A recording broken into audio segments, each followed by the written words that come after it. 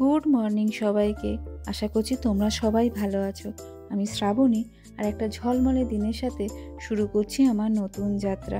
Please তোমরা আমার পাশে থেকো। তোমাদের ভালোবাসা ছাড়া আমি কখনোই সফল হতে পারবো না। গরমের শুরুতেই বাইরের আকাশটা খুব সুন্দর হয়ে গেছে। এখানে কিন্তু এত রোদ দেখা যায় না। আর তুতাইবাবু এখানে দাঁড়িয়ে দাঁড়িয়ে ভাবছে কোন দুষ্টুমিটা করা যায়। একটু পর সব লণ্ডভণ্ড করে দেবে।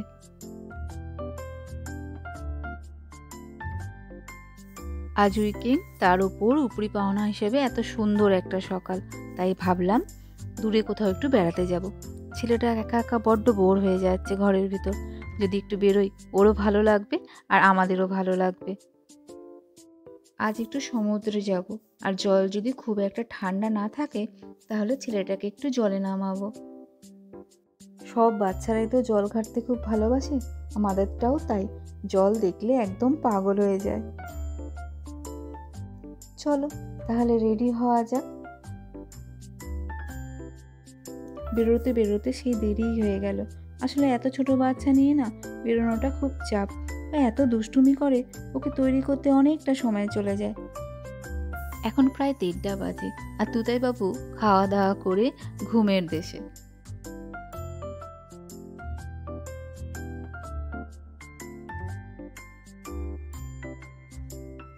এই সময়টা চারিদিকে সবুজের সমাহার। যত দূর চোখ যাবে তত দূর শুধু সবুজ, দেখলে প্রাণটা জুড়িয়ে যায়। বাকি সময়গুলোতে অন্ধকার হয়ে থাকে, গাছের পাতা থাকে না, কিন্তু এই সময়টা তোমাকে সব দুঃখ পুষিয়ে দেবে। কিন্তু গল্প করতে করতে পৌঁছে গেলাম আমাদের গন্তব্যে। আজ আমাদের গন্তব্য কেন্ট। এগুলো কি সুন্দর না? এই গাছের ফুলগুলো সাদা আমি অনেকবার দেখেছি, কিন্তু লালই প্রথমবার দেখলাম। দেখতে ভারী চমৎকার লাগছে। ইউকের একটা কাউন্টি হলো কেন্ট। আশপাশটা অনেক সুন্দর শুনেছি, কিন্তু জানি না কতটা এক্সপ্লোর করার সময় পাবো। আমাদের এখানে আসতে 1.5 ঘন্টা সময় লাগলো। লন্ডন থেকে এখানে দূরত্ব 100 কিলোমিটার। এবার এখানে একটা পার্কিংয়ের ব্যবস্থা করে আমাদের যেতে হবে, কিন্তু পার্কিং পাওয়াটাই এখানে একটা বিশাল বড় ব্যাপার।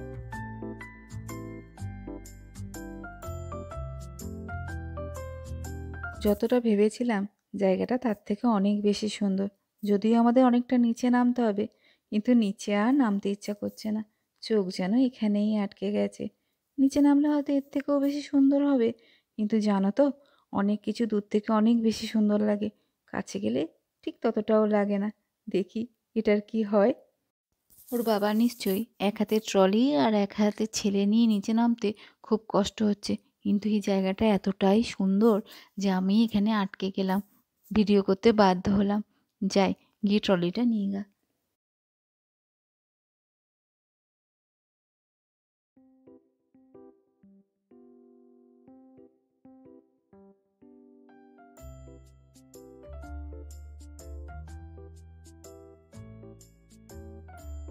আর ওখানে ওই ভদ্রমহিলা ওর বাবাকে জিজ্ঞেস করছে কোনো হেল্প লাগবে কিনা, মানে ওই ট্রলিটা নেবে কিনা। এটা এদের খুব সুন্দর স্বভাব জানো। যখনই তোমাকে কোনো কিছু নিয়ে স্ট্রাগল করতে দেখবে, তখনই নিজের থেকে সে জিজ্ঞেস করবে কোনো হেল্প লাগবে কিনা। বাবা আর ছেলে মিলে গভীর আলোচনায় ব্যস্ত মনে হচ্ছে। যাই, গিয়ে চুপি চুপি শুনি গা ওরা কি আলোচনা করছে।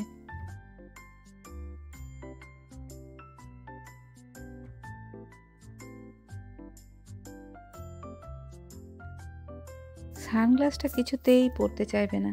যতবার পরিয়ে দেবো ততবার খুলে ফেলবে। চলো নিচে গিয়ে আবার কথা বলি, অনেকটা রাস্তা, আমাকে আবার ট্রলি ঠেলতে হবে।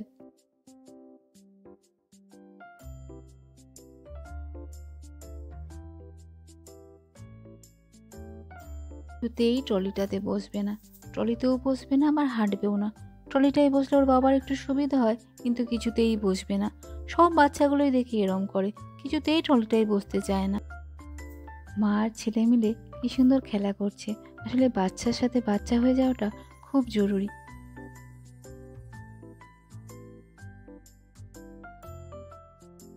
এসে 4টে পাথর পেয়ে গেছে, আর পাথরগুলো নিয়ে ছোড়াছুড়ি খেলছে। কি জানি, আমার তো খুব ভয় লাগে কার মাথায় লাগে, অথবা নিজেরই মাথায় লেগে যায়।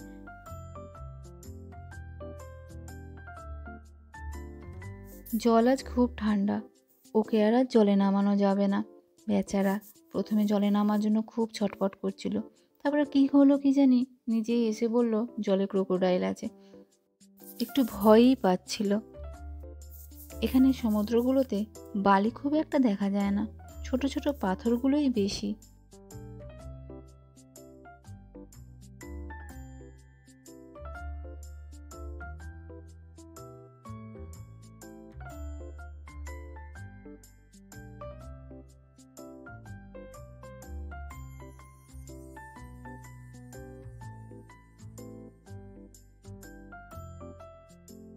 এদিকে ওর খাওয়ার সময় হয়ে গেছে, আর ওকে খাওয়ানোর জন্য ওপরে নিয়ে যাওয়ার চেষ্টা করা হচ্ছে। আর যতবার ওপরে নিয়ে যাওয়ার চেষ্টা করছে সে ততবারই নিচে নেমে যাচ্ছে, কিছুতেই ওপরে উঠবে না।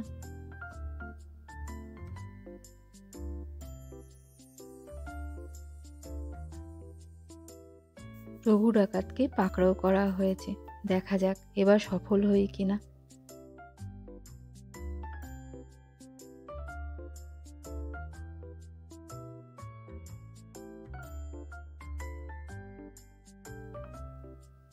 অবশেষে তিনি অ্যারেস্ট হলেন, এবার ওকে খাইয়ে নি।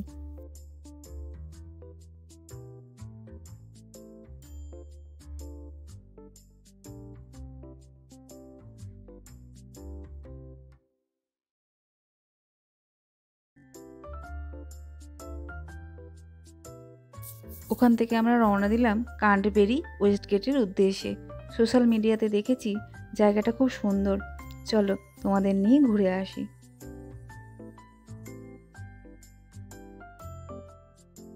গাড়ির ভিতর থেকে জানলার বাইরেটা ও বিভোর হয়ে তাকিয়ে থাকে। প্রকৃতির এই সুন্দর রূপ ও বোধহয় খুব এনজয় করে। এখন গাড়িতে গান হচ্ছে আর ও সেই তালে তালে সুর মেলাচ্ছে, আর এটা আমি খুব এনজয় করি। আমার হোমটাউন কালনা, সেখানে অনেক বড় করে সরস্বতী পুজো হয়।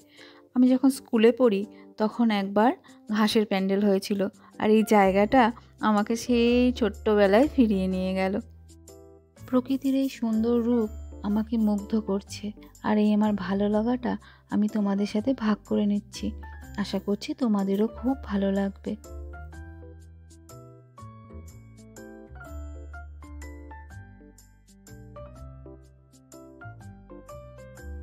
অবশেষে এসে পৌঁছালাম বহু আকাঙ্ক্ষিত এই জায়গায়।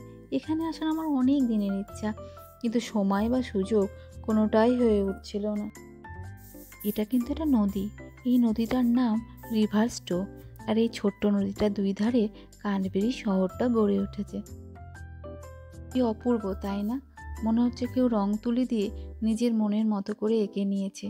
বরাবরই আমার এই সূর্য অস্তের সময়টাই বেশি প্রিয়, সূর্যোদয় যদিও দেখার সৌভাগ্য হয় না। এখন বাজে সন্ধ্যে 8:30, বিকেল 5টা পর্যন্ত এখানে বোট চলে।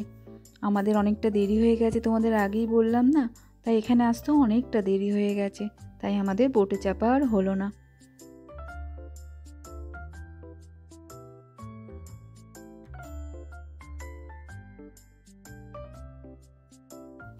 আর এদিকে বেচারা হাঁস বাবাজি তুতাইয়ের পাল্লায় পড়ে আজ বোধহয় তার বাড়ি যেতেই অনেকটা দেরি হয়ে যাবে, কারণ তুতাই যেভাবে তাড়া করছে তার বাড়ি যাওয়ার রাস্তাটাই হয়তো বদলে গেছে। এখানে যে জিনিসটা আমাকে সবচেয়ে বেশি মুগ্ধ করে সেটা হলো এখানে প্রকৃতিকে না খুব সুন্দরভাবে সংরক্ষণ করা হয়। রাজহাঁস বনহাঁস তো বটেই, এমনকি চড়ুই পাখিও দেখা যায়। চড়ুই পাখি বোধহয় আমাদের দেশে আর দেখা যায় না। এই গাছটার বয়স নাকি 200 বছরেরও বেশি। এখানে অনেক পুরনো গাছ আছে, তার মধ্যে এই গাছটা সবচেয়ে পুরনো। এটা ওয়েস্টগেট টাওয়ার মিউজিয়াম আর ভিউ পয়েন্ট। এর উপর থেকে সারা শহরটা খুব সুন্দরভাবে দেখা যায়, কিন্তু যেহেতু আজ আমাদের দেরি হয়ে গেছে তাই কোনোটাই হলো না। ইচ্ছা আছে পরে আবার আসার এবং এখান থেকে সারা শহরটা দেখার। রাত প্রায় 9টা, এবার ঘরে ফেরার পালা। আজকের মতো এখানেই শেষ করছি। যদি আমার ভিডিও তোমাদের ভালো লেগে থাকে আমার পাশে থেকো, আমার ভুল ত্রুটিগুলো শুধরে দিও। তোমরা সবাই ভালো থেকো, সাবধানে থেকো। Good night.